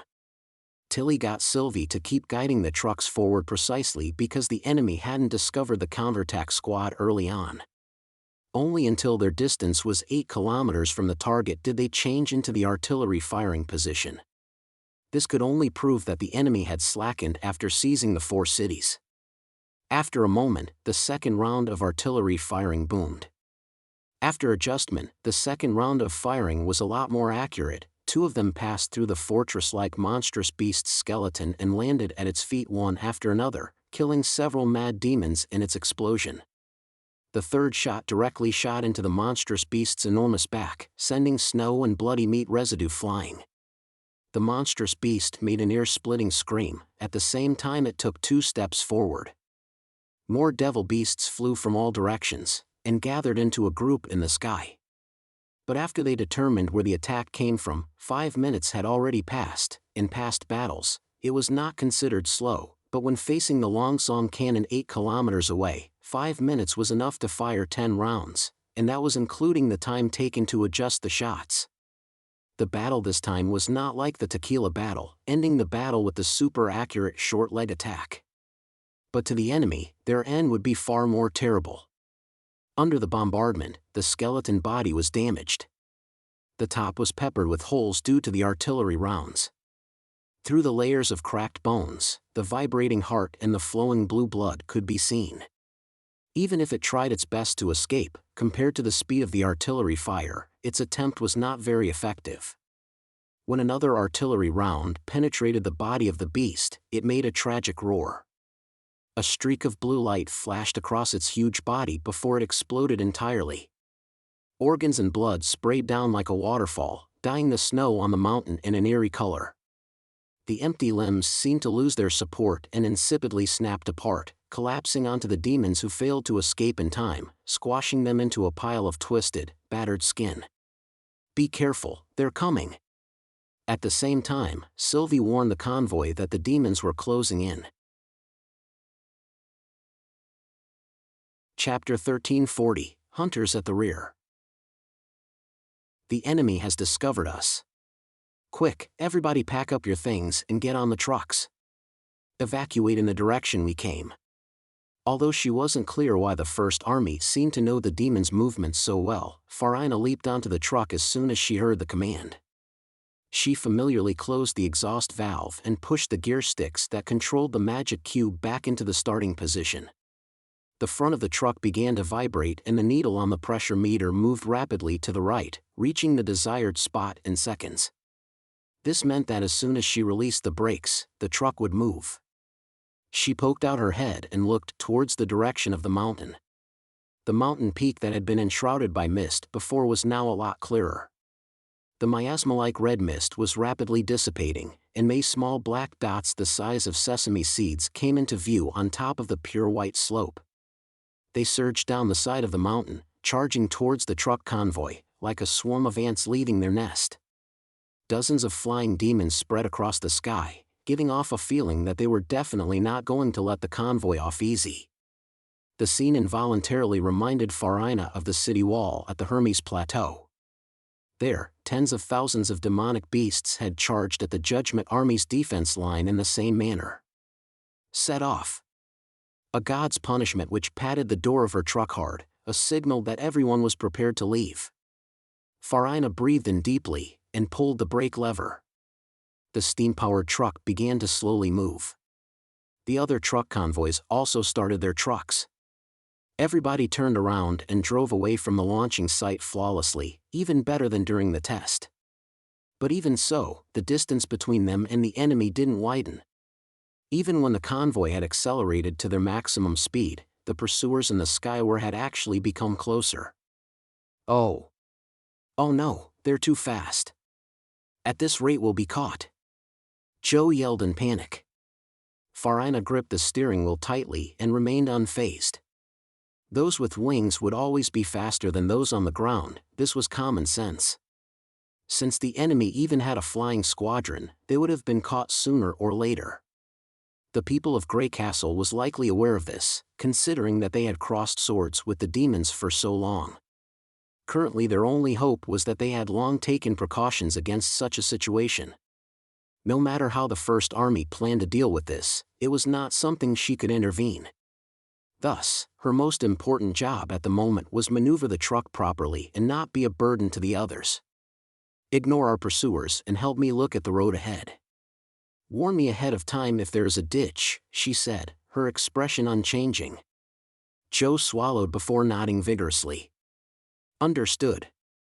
After a whole hour, the only thing that Good could see was the tail of Seagull and the flickering wake lights. Being in the clouds for so long had caused him to lose his sense of direction and height. It was both mentally and physically exhausting to fly under such conditions. He had to focus all his concentration in order to maintain the plane's position. From the changes in the compass, apart from flying towards the north from the very beginning, the aerial knights had been circling the sky, clearly waiting for the enemy to appear. As for the location and situation of his other companions, Good didn't have a single idea. Apart from the unshakable feelings of pressure and not knowing anything, the terrible environment in the clouds was also a big problem. The wet fog created a layer of frost on his windshield, and although the coldness was insulated by the rubber lining of his jacket, the moisture still carried away part of his body temperature, encumbering his hands and feet like they were pieces of wood. If he didn't have Finkin at the back seat to make conversation with him, he probably wouldn't have held up until now. Tilly had once informed him that His Majesty was currently developing a type of messaging device which allowed two people in different locations to communicate with each other wirelessly. His biggest hope at the moment was that this object could become a reality as soon as possible. Look, the lights have changed. Finkin suddenly yelled. Good looked toward Seagull. The yellow light that hung from its tail had somehow turned into a bright red. He felt a rush of adrenaline. Red was a signal for attack. As soon as the wake light emitted red light, this meant that they were to immediately fly down and out of the clouds and launch an attack on the enemy. Nobody cared who the enemy was. Whoever they were, it would be better than going around in circles in the labyrinth of clouds. Good pushed the control stick down without hesitation. Instantly, he was engulfed by pure white clouds. As soon as his vision returned, Good felt his body lighten all over. The black and white earth and gray sky seemed to combine to become a stunning and breathtaking view. At the same time, he saw a group of devil beasts flying in staggered formation. They had not noticed the sudden emergence of aerial night from the layer of clouds at all. They were less than 300 meters from the ground, and clearly their target was the convoy of steam-powered trucks that were dragging long wheel ruts in the snow. The nose of their planes were coincidentally pointing toward the direction that enemy was heading. This was the ideal combat angle. Just by quietly controlling the plane's tilt, the bullets shot from the machine gun could penetrate the enemy's formation lengthwise. What's more, the aerial knights were at an absolute advantage in terms of height. After a barrage of gunfire, it didn't matter how the demons reacted, it would be difficult to escape the biplane's subsequent pursuit. It was as perfect as a textbook example. The discomfort he felt previously when he was hiding in the clouds vanished instantly. Good swooped the plane downwards while pressing the firing trigger. Finkin, who was sitting at the back, let out a strange yell. Instantly, over 10 streaks of silver light appeared in the sky, all from different angles. They shot at the group of devil beasts, going from the front to the back. Against the sudden attack, the demons were unable to react in time. Several blobs of blood blossomed in the sky, and the mad demons and devil beasts that suffered fatal hits dropped to the ground like stones. Only at this moment did they realize that they were not the only hunters on this battlefield. The demon group scattered apart, a part of them continued to charge toward the truck convoy, and the other changed direction, as if deciding to initiate a fight to the death with the aerial knights. Good very quickly counted their numbers. There were 26 of them. In a sense, the enemy had basically equal numbers.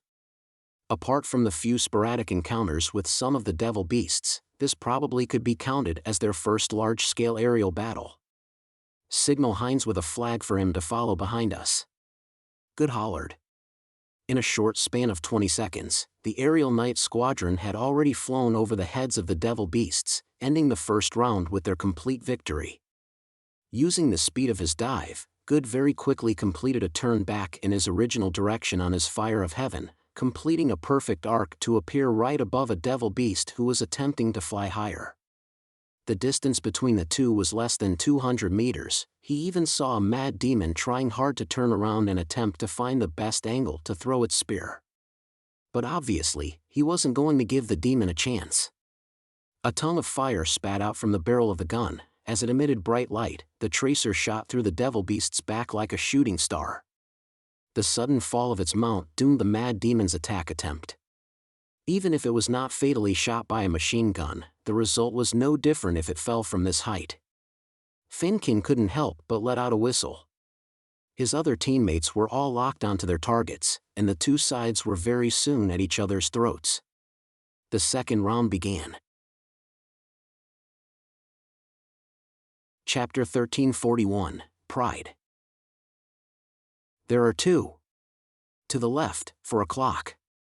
His teammates' warning mixed with the firing sounds of the machine gun and sounded staccato. Watch out, they're throwing spears. Good pushed the control stick to the left violently and the biplane instantly did a half-barrel roll, careening downwards. Phew. The bone spears whistled as they flew over their heads. One of them penetrated right through the upper wing, leaving a fist-sized hole in its outer panel. He didn't even spare a glance at the enemy and continued to accelerate downwards, causing the plane to almost reach its terminal velocity. This was the combat method that Tilly had come up with after summarizing all the battles that the aerial knights had engaged with the enemy so far. At low speeds, devil beasts had an agility that biplanes would never have. Devil beasts could perform actions such as hovering in the air, completing turns with very small radii and flying backwards. This made it difficult to simulate the tactical movements used in wartime to evade enemies in a dogfight.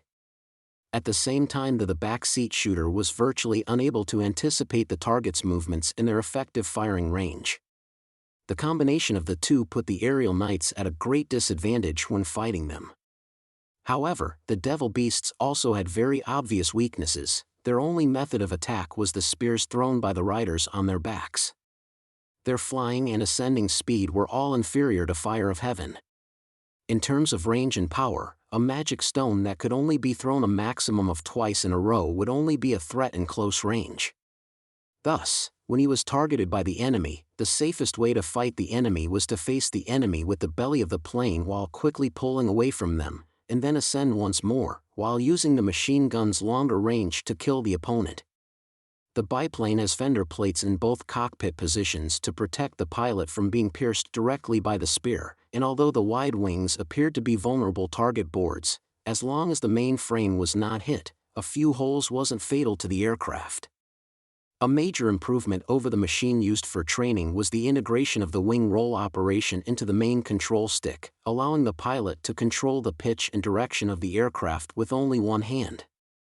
Once at full speed, it would only take less than 10 seconds to shake off the enemy, during which the Mad Demon would only be able to throw 2 bone spears at most, and dealing a critical blow to a rapidly departing plane was far from easy.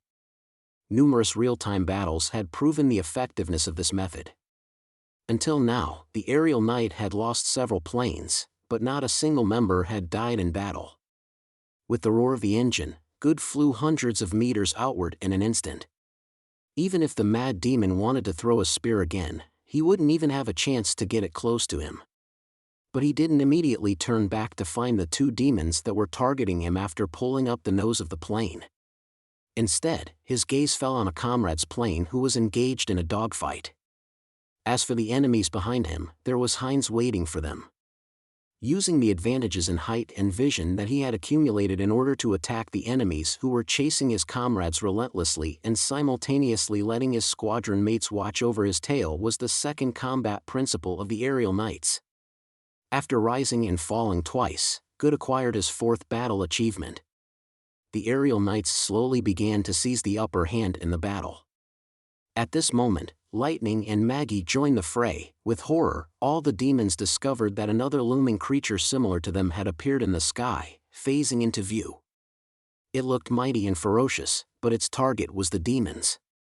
Under the sudden appearance of its giant, bloody jaws, the devil beast revealed obvious expressions of fear. Even if the Mad Demons pulled their reins in frustration, their maneuvering was not as good as before. The confusion further exacerbated the demons' disadvantage. Lightning flew through the battlefield like a spirit. Her flight that reached sonic speeds in such a short distance rendered the demons helpless.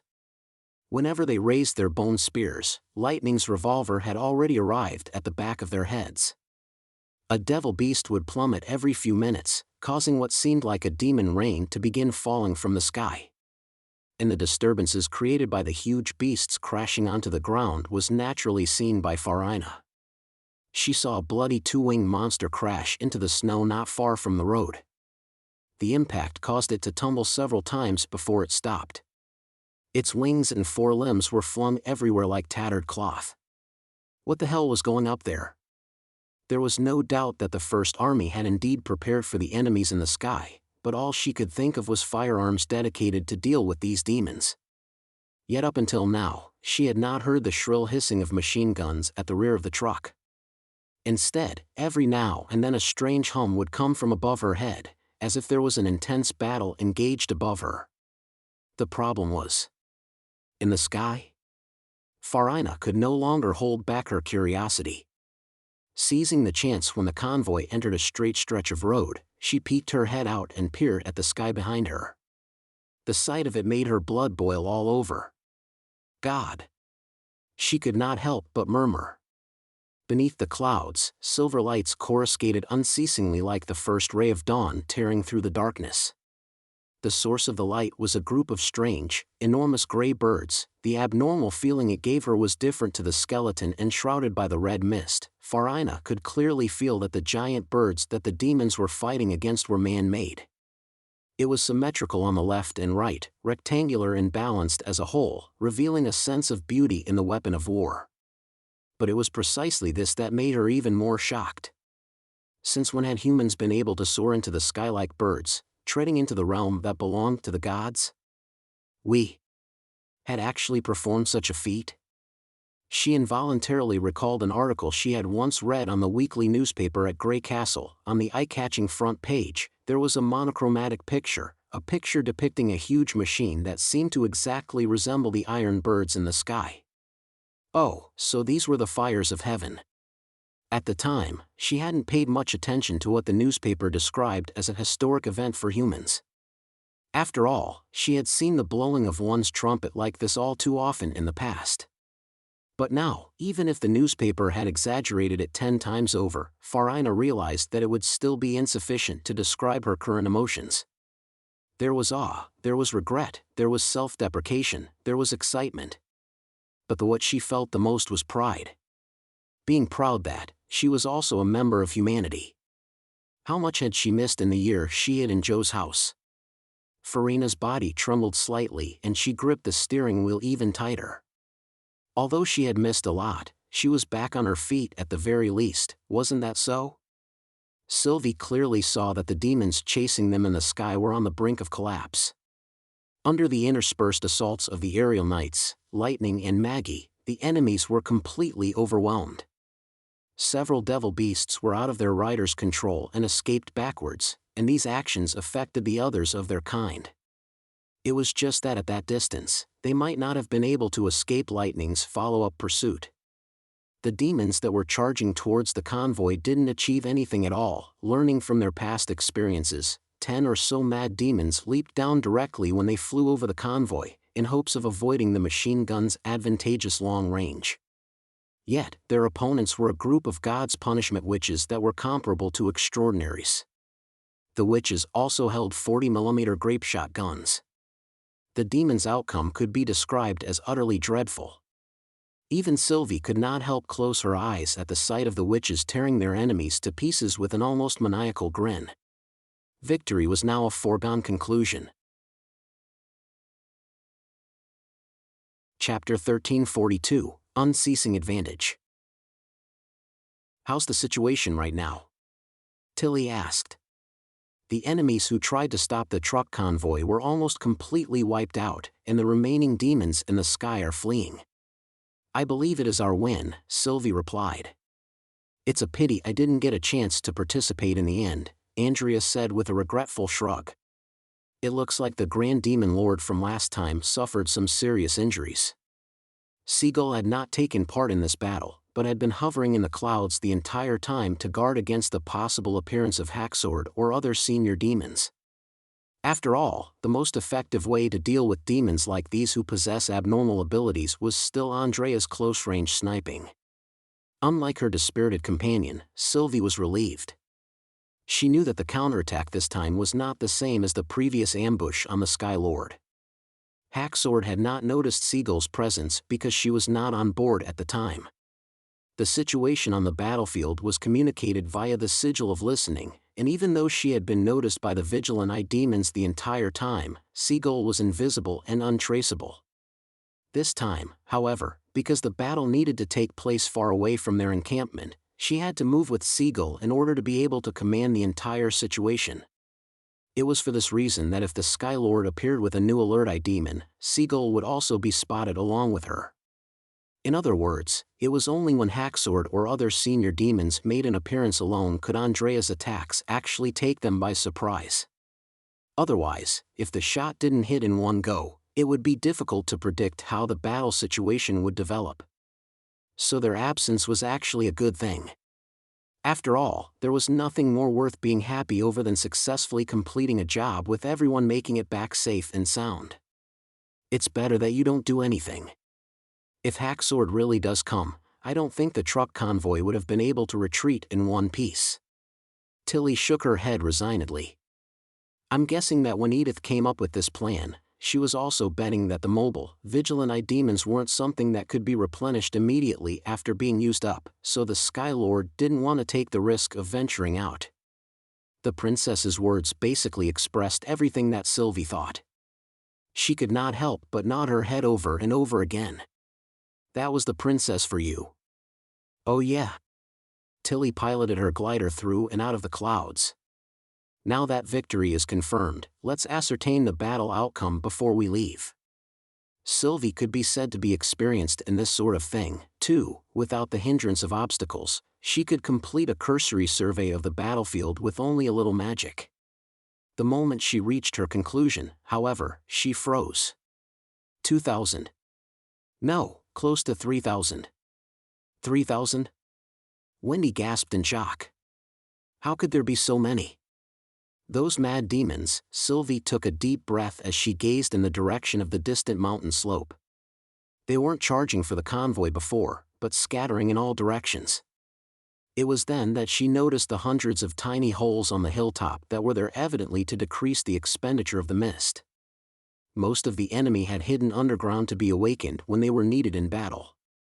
But when the fortress monstrous beast collapsed, the red fog quickly dispersed without a supply source, and these demons were faced with a disaster. They swarmed out not to destroy their attackers, but because they had sensed the dissipation of the mist, emerging from their hiding places driven out of instinct and bounding wildly down the mountain, hoping to reach the next red mist supply region before they could no longer breathe. But both Sand City and Sedimentation Bay were too far away. The world that had been dominated by red mist regained its purity and clarity, but to the demons, it had become a death trap that they could not survive in. Before they could escape far, they all dropped to the ground one after the other, spreading evenly in a circle at the foot of the mountainside. With the exception of a few mad demons that had small red mist gas tanks on them, most were silent now. The general staff was certainly right on this point. Just like how Grey Castle could not equip every soldier with a God's Stone of Retaliation, the enemy could not distribute red mist gas tanks and breathing apparatuses to the hands of every mad demon. When fully equipped troops were deployed to attack human cities, only those who had originally been operating inside the red mist region remained to guard the place. If they had been later by 2 days, the situation may have been vastly different. Even if they had to recruit drivers from outside the army, they were determined to launch the counterattack on the day after the First Army withdrew from Sedimentation Bay. It must be said, this was an extremely decisive action. After this battle, I think the name, the Pearl of the Northern Region, will spread throughout all the 4 kingdoms, Tilly said with a curl of her lip. With less than 100 soldiers, they had annihilated an enemy troop of nearly 3,000, only losing 1 steam-powered truck and 2 fires of heaven in the progress. There was not a single soldier casualty. The highly successful counterattack dramatically raised morale at the First Army headquarters. Even when making reports, everybody's voices were louder. But Edith didn't reveal any sign of satisfaction at this, and, virtually on the day the news of the victory reached Cage Mountain, she delivered her next battle plan. The plan was immediately approved by the Commander-in-Chief, Iron Axe. The truck convoy was even ordered to divert to the western pass of Cage Mountain when they were just on their way back. A truck carrying water for the Magic Cube met the truck group halfway through, and after supplying them with enough water joined them in their journey west. The aerial knights returned to Thorntown and, after a short preparation, took off again, arriving at the Western Pass Airport before nightfall. At noon the following day, the truck convoy which had been traveling the entire day entered the west boundary of the Kingdom of Wolfheart. 3 more steam-powered trucks were damaged along the way, as it was harder to avoid potholes and other obstacles on the road during the night, while the rest of the trucks launched into an attack on another fortress-like monstrous beast without stopping.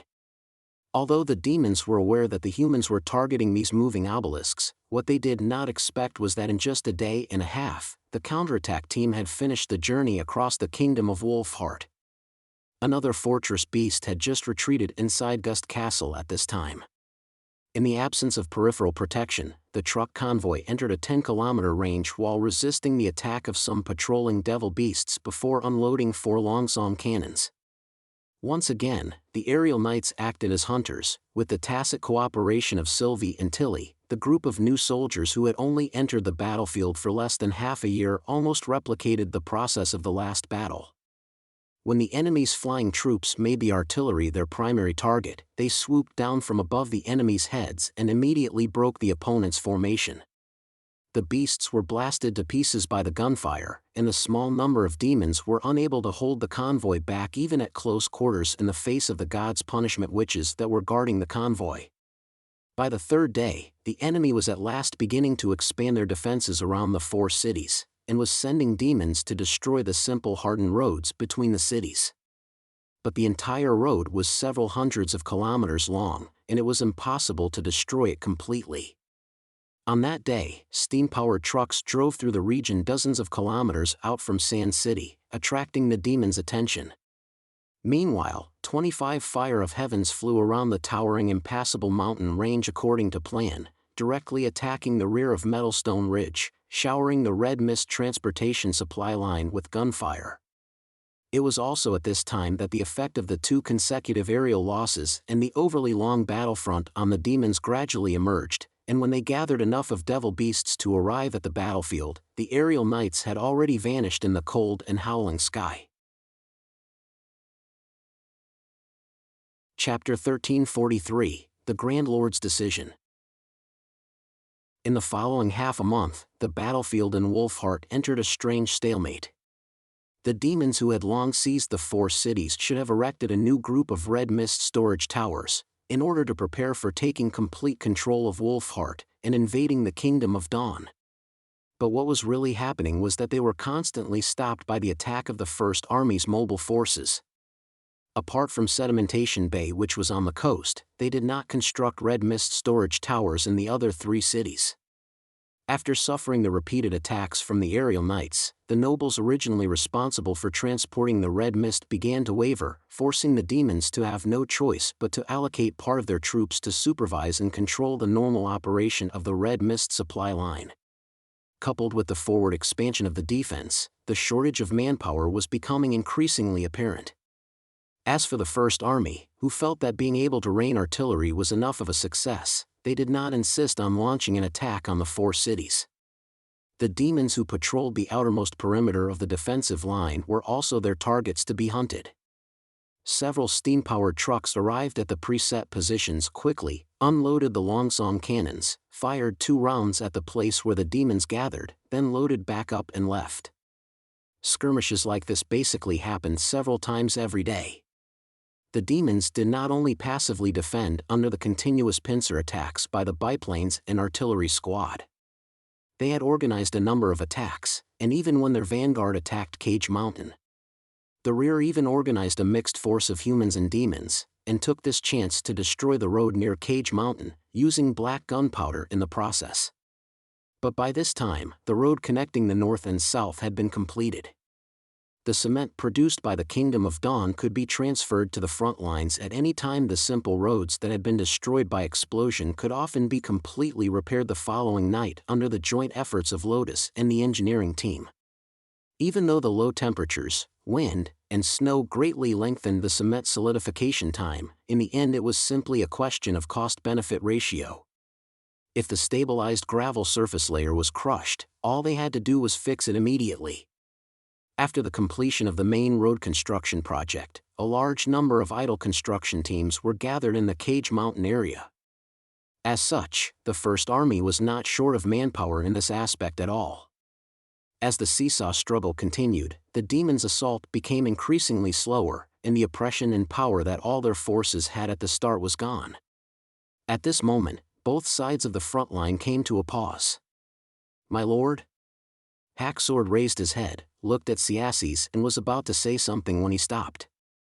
He slowly closed his eyes. "Speak." It was evident from Siasses' expression that it was not good news.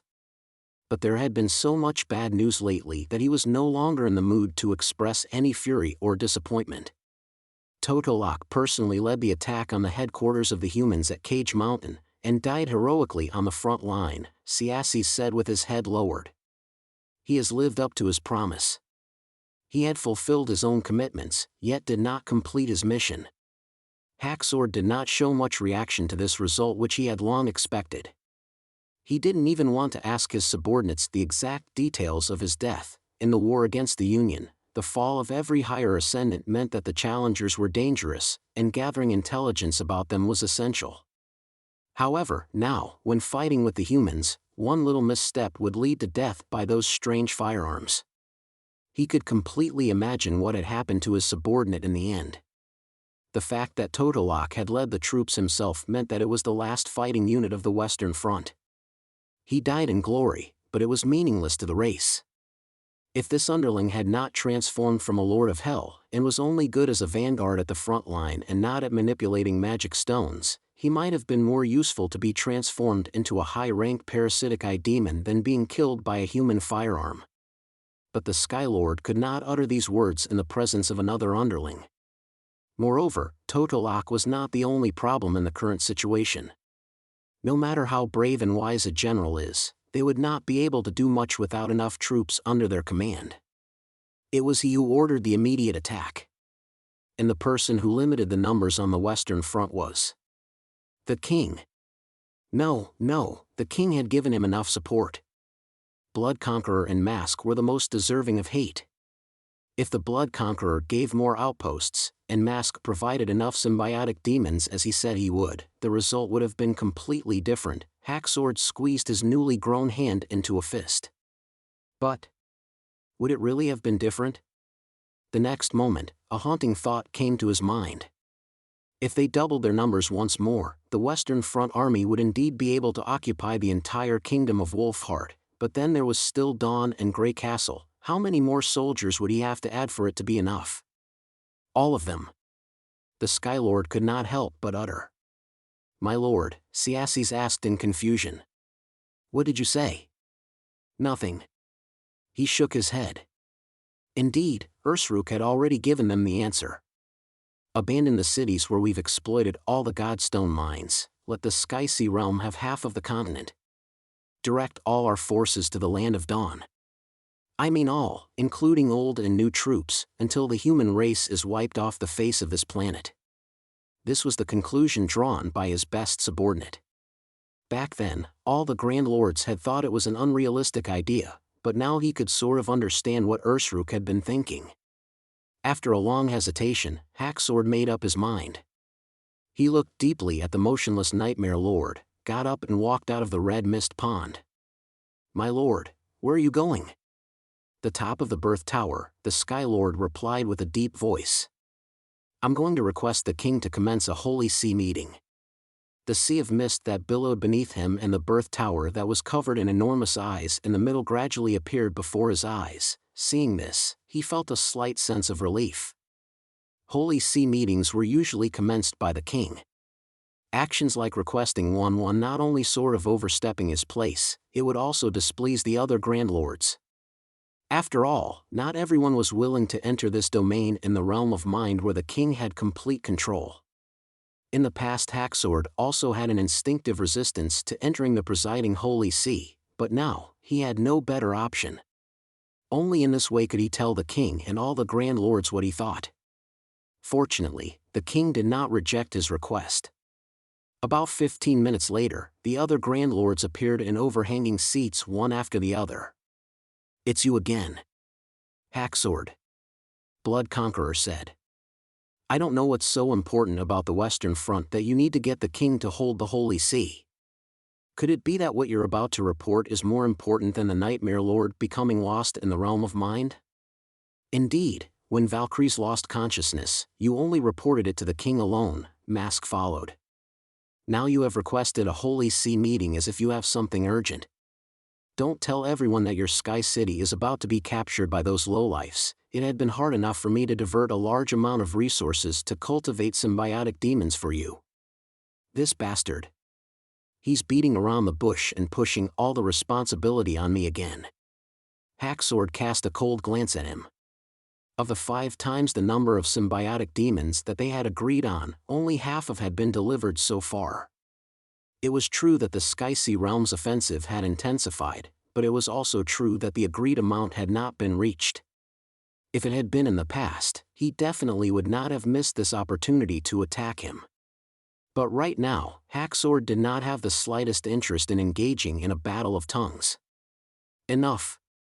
The king's voice sounded in everybody's minds. "I believe the Skylord must have his own reasons for requesting a Holy See meeting. It wouldn't be too late to voice your opinions after you hear him out." In addition, all the pupils in the eyes of the Tower of Birth looked at Hacksword. It was not your fault that the Nightmare Lord got lost. I had granted your request to send Silent Disaster to support you in battle, so I do hope that you'll not be grieving and complaining in your report and asking for more troops, otherwise, you will be wasting both of our time. Hacksod felt tremendous pressure. He swallowed, bit the bullet and answered, Your Majesty, it is true that I want to talk about assistance on the Western Front, but it is not simply about 1 or 2 more troops or more outposts, it's... The Skylord paused and looked into the king's bottomless eyes. Deity of Gods. Chapter 1344, Fate's Decision. The Deity of Gods was the demon race's most esteemed masterpiece after they upgraded. It took nearly 100 years and expended countless materials to realize this miracle. It was regarded as a leap in the race's control over magic and the only mean capable of destroying the Skysea realm. As soon as the words left his mouth, there was a short and eerie silence inside the presiding Holy See. There was a moment when Hacksword wanted to retract his words, but when he thought about the possible outcome of the battle, he fought against the urge. He had to take up responsibility for the continuation of his race. A moment later, the king's monotonous voice rose once more. I remember that we have already discussed this the last time. You should know what the Deity of Gods means to our race. Our hope of defeating the Skysea realm. The Skylord nodded. But that's all it is.